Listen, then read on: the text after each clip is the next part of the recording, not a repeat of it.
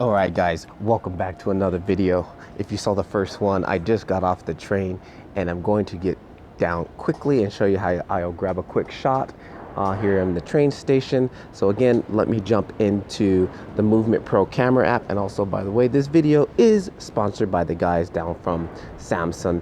They hooked me up with this mic system that I'm using right now. So if you're interested and you are watching this on YouTube, check the description and I'll have the link in there.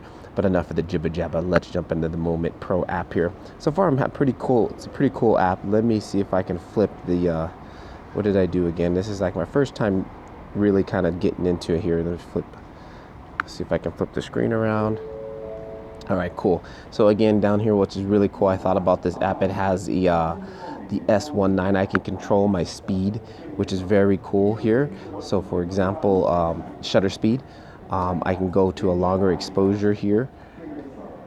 Now, actually, this is a quicker exposure, really fast, and that's why the light kind of kills the light. And then if I do it wide open, which is at about 10 seconds right now, which is going to be horrible shot. But let me see if I can. I'm going to go ahead and bring the speed down to something where I'm going to try to. Let me flip the camera around. Now you can see there it's pretty dark. So what I'm going to do is I'm going to adjust my speed to just try to get something that's kind of lit okay, but the highlights are not too blown out. I'd rather go darker than lighter. And actually I'm going to grab this here. I'm going to line the door up right in the middle of that frame there, and I'm going to go ahead and snap that right. I want to get somebody walking in there in the background. Let's see if we can grab it. Nope. Boom. Missed him. But anyways, that was at 1/24th of a second. Now I just adjusted shutter speed on there to try to compose my shot. My ISO was a little high. It's at 3,400. Let's see if we can bring this down. Normally I like to bring this to the minimum. And then let's try to adjust the shutter speed again here while this train's passing by. Grab that shot. Okay, let's see if we can review this shot. Oh, let's see what we got here. We got it too late. I didn't get the train in there. Let's see what the other shot was. The other shot came out pretty good. And you can see the highlights here up at the top a little bit are not too blown out, but they're a little bit blown out. But I can deal with that. See, I like to underexpose my photos during the night because I'm always can lighten them back up. Here comes the train again. Let's grab another one. See if we can get it while it's in motion. Let's set my speed to fast. Let's see if I can grab a little bit of motion blur on it. Here we go, fire. Now we're at 1/24th of a second. Let's see what kind of motion blur you get on that. Look at that. Boom. That looks pretty cool. It looks like it was racing by. That's at 1/24th of a second, so we get some motion blur in this shot here. On the next shot, I'm going to see if we can actually stop the movement and try to freeze it. We'll see.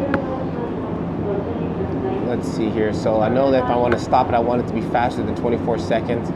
I want to try it this time. Let's see if we can go for like 100. We're going to need more ISO, so I'm going to bring the ISO up a little bit because we're going to need it a little bit brighter. And let's going to say, try to bring this to as dark as we can get it here. And I'm going to try to grab this before the train leaves. Okay, we're at 166. The train is moving, and I'm going to fire shot now.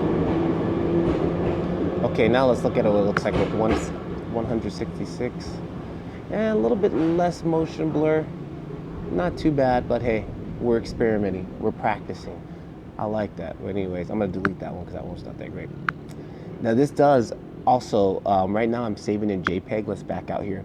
I am saving in JPEG format right now. And let's flip the camera around. Back to me. Good. This is pretty cool. Now you can see how, look how I don't like this when I'm taking photos of my people or of myself. This dark ring, it's happened to me in some videos where I recorded it and it was too dark, and it's really hard to get rid of that. So again here, what I'm going to do is adjust my shutter speed. And let's first of all, I'll bring that around there. ISO, look at the ISO is cranked up, and look at all that noise up here in the area. You see all that noise? Let's bring this down. I always typically go as low as possible. And let's bring my shutter speed back up. I'm kind of liking that right there. And then even if we look over here, we got my EVO, or exposure. We can even go more into detail. Look at that. Ugh. That's good right there. Typically, I like to do right about here. I'll lean more on the darker side than on the lighter side because I really want my whites, the white areas, to stay not too white and blown out. So Let's see if we can grab this guy here. A little street photography going on right now. Hang on. Missed him. I missed him from center of the frame, but let's see what that looks like as far as exposure going. Ooh, now that looks not bad at all. Now the lights here at the top are a little bit blown out, but that's okay. That's workable. And the blacks down here, they're black, but I can still see a little bit of details. Okay, that can be saved. Now this is saving everything in a JPEG. So hang on, let's back out. If I click here on the top, now it can take a raw photo. So if your phone is capable of doing raw, you can take raw photos just like that. The raw photos, especially when they're underexposed, I can get the detail back out. So something very cool to look into. It has autofocus, which I've been using right now, which you can kind of tap. There's a little autofocus button.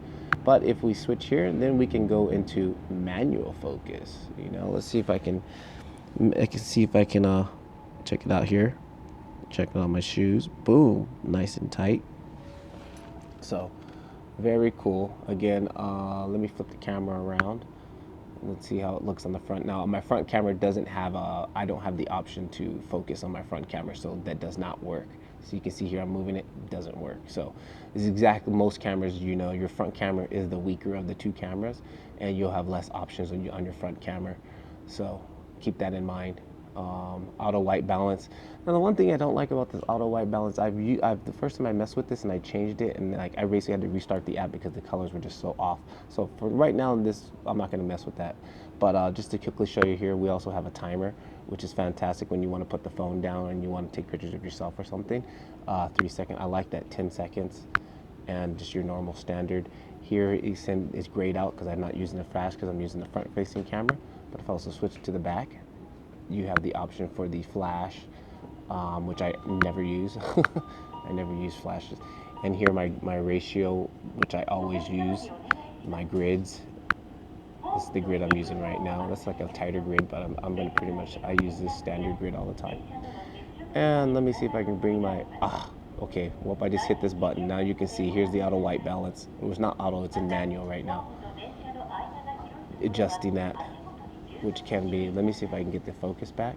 Let's go back to focus. There we go. So there you can see what the white balance is doing here, which is pretty cool, but for me, I couldn't find out how to bring it back to, oh, there it is. Oh, double tap it. Now we're back to normal. So cool, guys.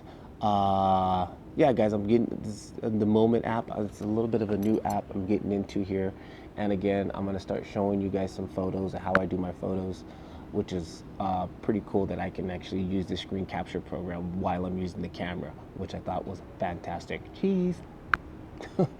Most of the time I would try to use the screen capture and use the stock app, it would crash or it just wouldn't allow me to do it. So something interesting to look into.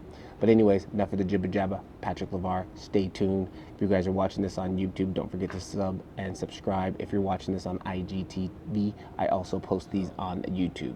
So I'll catch you guys in the next video. Patrick LeVar, keep filming. Peace. See ya.